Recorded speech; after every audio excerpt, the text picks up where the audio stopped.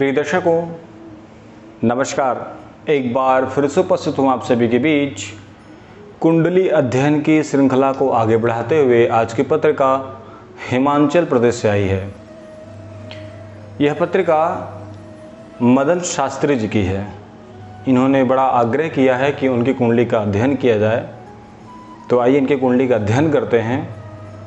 उससे पहले बताऊं कि यदि आप हमारे चैनल पे पहली बार आए हैं तो वीडियो को लाइक करें, चैनल को सब्सक्राइब कर दें और ऑल नोटिफिकेशन को भी ऑन कर दें ताकि मेरा हर एक वीडियो सबसे पहले आप तक पहुंचे। यदि आपको ज्योतिष से संबंधित कोई भी प्रश्न हो तो आप हमारे कमेंट बॉक्स में लिख सकते हैं, या आप अपनी कुंडली से संबंधित कोई भी प्रश्न करना चाहते हैं तो निसंकोच करें, उसका उत्तर दिया जाएगा। आइए इनकी कुंडली पर अध्ययन करते हैं और एक नज़र इनके डेट ऑफ बर्थ पर। 4 जून 1989 सुबह 11:30, जन्म स्थान कुल्लू, KULLU कुल्लू। इसके आधार पर दिन रविवार, शुक्ल पक्ष की प्रतिपदा तिथि, मृगशिरा नक्षत्र के प्रथम चरण में इनका जन्म हुआ है। जन्म समय के आधार पर सिंह लग्न, वृषभ राशि की पत्रिका प्रारंभ होती है। प्रिय दर्शकों, अक्सर कुंडली अध्ययन की श्रृंखला को हम जब कहते हैं, यानी कि कुंडली अध्ययन को जो हम किया करते हैं, तो उसमें ग्रहों की स्थिति के साथ साथ कैसे ग्रहों को देखा जाता है यह भी देखने को बताते हैं। साथ ही साथ जिस जातक की पत्रिका देखते हैं उसका मनोबल बढ़ता है, और जो लोग ज्योतिष प्रेमी हैं, जो विद्यार्थी हैं हमारी तरह, वह कुंडली देख करके अच्छा या बुरा या ग्रहों की स्थिति को समझते हैं और कैसे किया जाता है, ग्रहों की स्थिति को देखा जाता है, उन्हें यहाँ पर सीखने का एक अवसर मिलता है और उनसे ज़्यादा आप सभी से सीखने का अवसर हमें मिलता है। प्रिय दर्शकों, कुंडली अध्ययन में सर्वप्रथम हम बार बार कहते हैं कि सर्वप्रथम लग्न, लग्नेश, अंशयुक्त कितने अंश से वो प्रभावित हो रहे हैं, इन चीज़ों का विचार करना चाहिए। 5 नंबर की राशि से प्रारंभ होती है, यानी सिंह लग्न। लग्नेश सूर्य होते हैं, जाकर के 10वें भाव में बैठे हैं। 2 नंबर की राशि पर चंद्रमा, गुरु, बुध और सूर्य स्वयं 4 ग्रहों के साथ चतुर्ग्रही योग बना रहे हैं। उससे पहले लग्नेश विषम राशि का, और चंद्रमा जहां बैठता है वह व्यक्ति का राशि होता है वृष राशि। लग्न विषम और चंद्र राशि सम, यानी व्यक्ति थोड़ा क्रोधी स्वभाव का होगा। सिंह लग्न में जन्म लेने वाला जातक स्वाभिमानी होता है, अपने स्वाभिमान से किसी से कोई कंप्रोमाइज़ नहीं करता। लग्न में केतु बैठा है तो उसके प्रभुत्व को और बढ़ा देगा। व्यक्ति खाने पीने, पहनने ओढ़ने का शौकीन होगा, परंतु उसकी क्रोध क्षमता और बढ़ जाती है। लग्नेश 10वें भाव में चंद्रमा, जहां 2 नंबर की राशि पर आप देख रहे हैं, यहाँ पर चंद्रमा उच्च का विद्यमान है, परंतु उच्च का है नहीं, क्योंकि चंद्रमा 3 अंश तक ही 2 नंबर की राशि पर, यानी वृष राशि पर वह उच्च के माने जाते हैं। 3 अंश से लेकर के 28 अंश तक चंद्रमा मूल त्रिकोण राशि उनकी होती है। चंद्रमा इस कुंडली में 25 अंश के हैं, अंश से भी निर्बल हैं, पक्ष से भी निर्बल हैं, और सिर्फ यहाँ पे उनको मूल त्रिकोण होने का लाभ मिल रहा है। जो व्यक्ति आंतरिक रूप से भी निर्बल होगा, कमजोर होगा, किसी भी एक कार्य पर निरंतर बने रहने वाला नहीं होगा। प्रिय दर्शकों, सूर्य 10वें स्थान में दिग्बली होते हैं। इस 10वें भाव का जो कारक होता है वह बुध होता है। बुध इनकी कुंडली में धनेश व आयेश होकर के बैठे हैं, जो बुधादित्य योग का निर्माण करते हैं। लग्न कुंडली में यदि आपका लग्नेश, एकादशेश व द्वितीयेश एक साथ बैठ जाएं तो प्रबल राजयोग बन जाता है। और सूर्य तो बुध एक साथ बुधादित्य योग बना रहे हैं इन भावों से मिलकर के।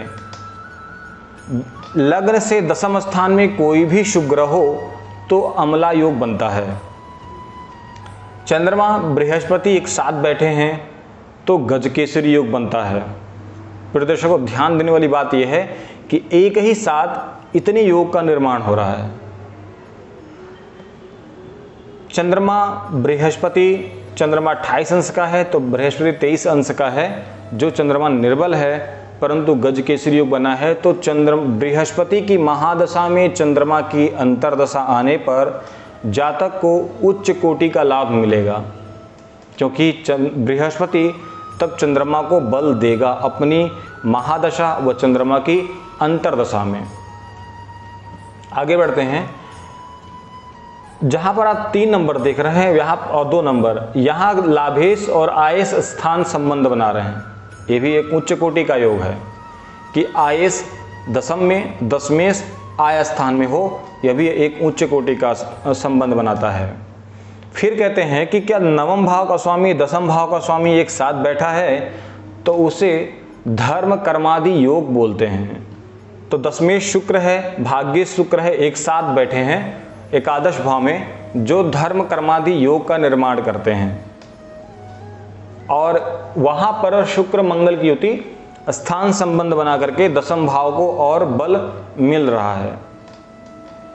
प्रियदर्शक को ध्यान देने वाली बात अब यह है कि उस बुध के घर पर शनि की पूर्ण दृष्टि है। शनि सप्तम व दशम दृष्टि से बुध के दोनों घर को देख रहा है और बुध अंश से कमजोर है, जो जातक को धन संग्रह से लेकर के आय में भी बहुत परेशानी खड़ा करेगा।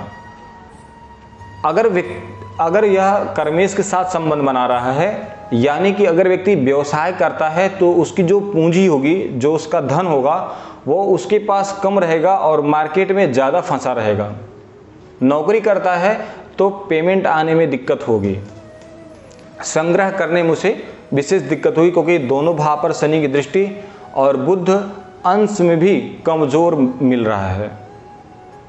प्रियदर्शकों, चंद्रमा भी 28 अंश का निर्बल है, सूर्य का अंश बहुत अच्छा है, 19 अंश का है, बुध इस कुंडली में 4 अंश पे हैं, बृहस्पति 23 अंश का है, जो बुध और सूर्य से भी एक पराक्रम योग का निर्माण होता है। व्यक्ति मेहनती होगा, परिश्रमी होगा, और बस इसके अंदर एक ही कमी है कि वो निरंतर किसी एक कार्य पर लगे रहने वाला नहीं होगा। अब आइए पूरी कुंडली का विश्लेषण कर लेते हैं।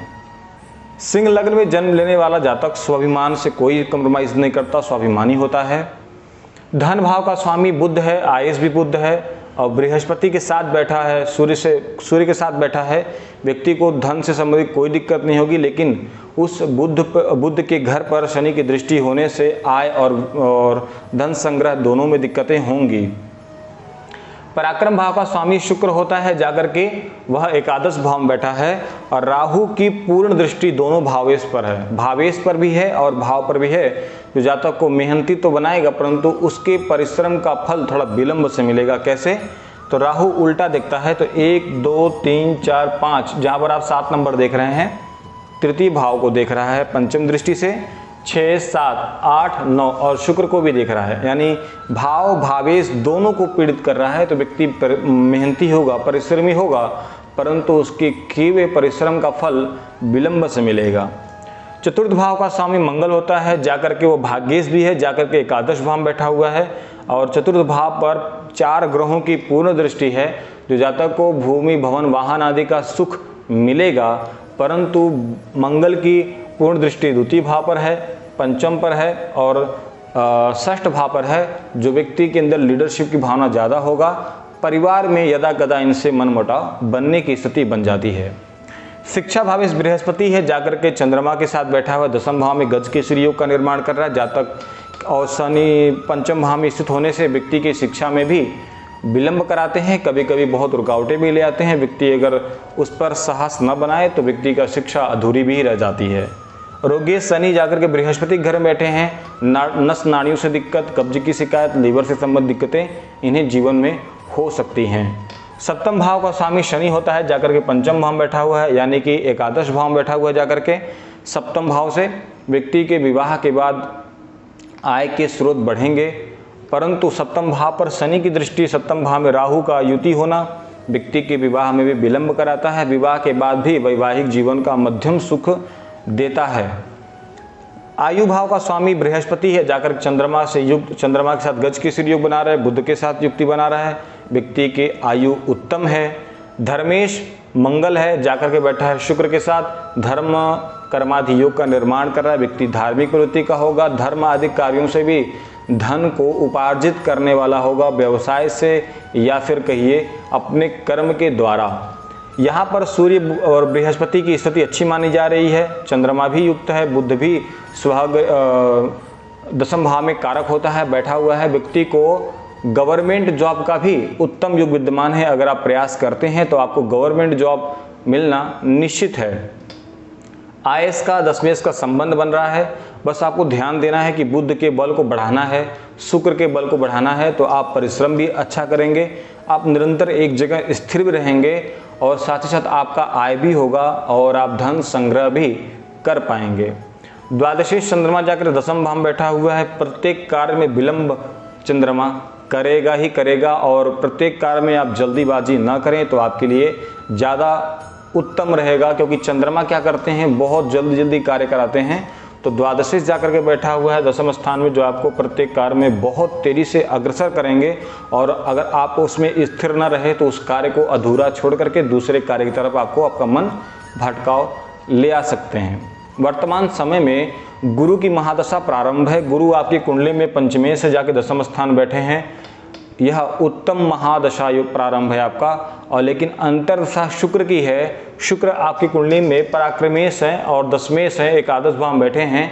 बहुत अच्छी दशा तो नहीं मानी जाती है, परंतु यह मध्यम दशा रहेगी, क्योंकि स्थान परिवर्तन के नाते यह अंतरदशा आपके लिए मध्यम वर्गीय रहेगी। आने वाली अंतरदशा सूर्य की रहेगी, वह आपके लिए उत्तम महादशा व अंतरदशा रहेगा। उसमें आप नौकरी के लिए विशेष रूप से प्रयास कर सकते हैं। प्रिय दर्शकों, कुंडली अध्ययन इस प्रकार करें तो समझने के लिए भी अच्छा रहेगा, बताने के लिए भी अच्छा रहेगा। आज के लिए इतना ही, मिलते हैं अगले वीडियो में। नमस्कार।